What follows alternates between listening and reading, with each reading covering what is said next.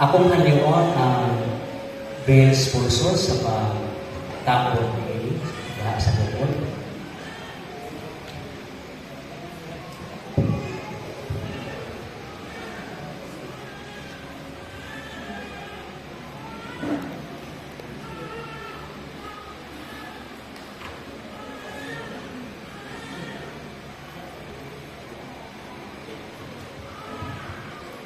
The veil symbolizes the wife's willing submission to her husband.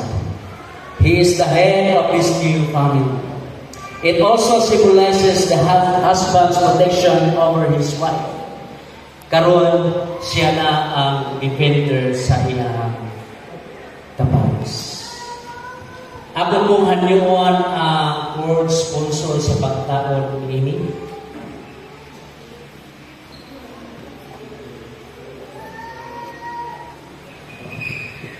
The cord symbolizes infinity, the unending love binding husband and wife.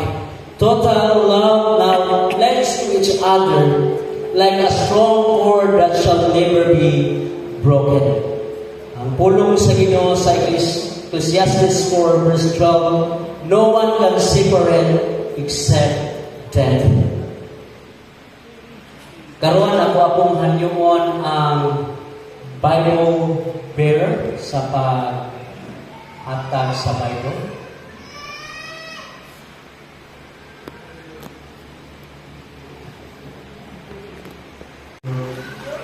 Pagkada po,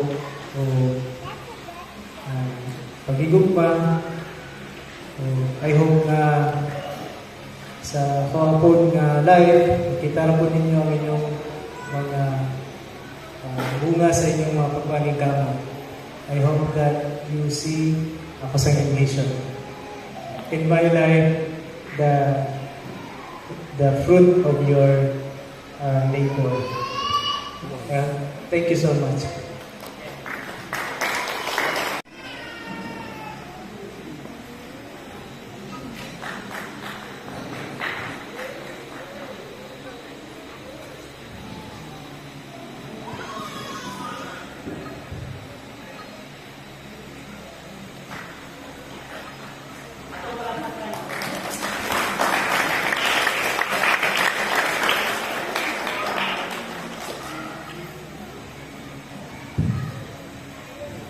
Og sa Divina. Pinayo, oy, kung gusto na mo, kapit na kita mamamahal. Thank you so much.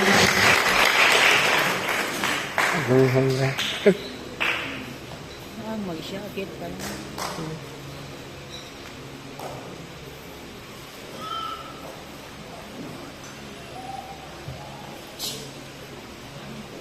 In the name of the Father, and of the Son, and the Holy Spirit, those whom God has joined together, let no man put asunder. May the Lord bless you and keep you, Ayan and Divina.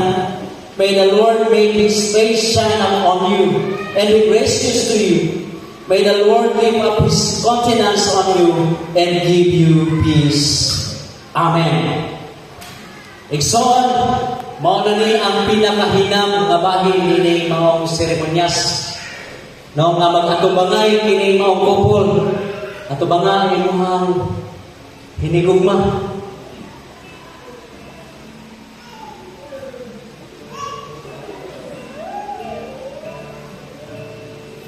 Naka-practice ba mo ani? Okay, ladies and gentlemen, it is with much pleasure that I now introduce to you Mr. Ayan Kit and Mrs. Divina Di Haiko.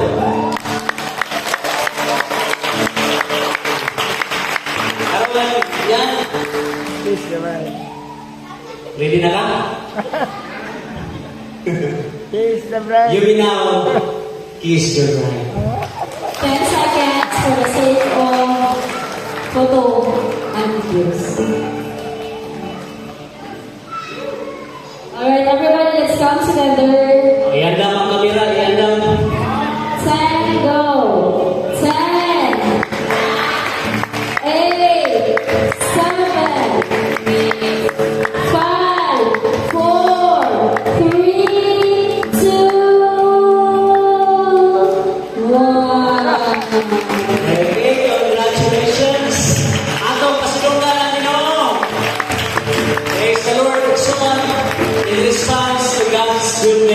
faithfulness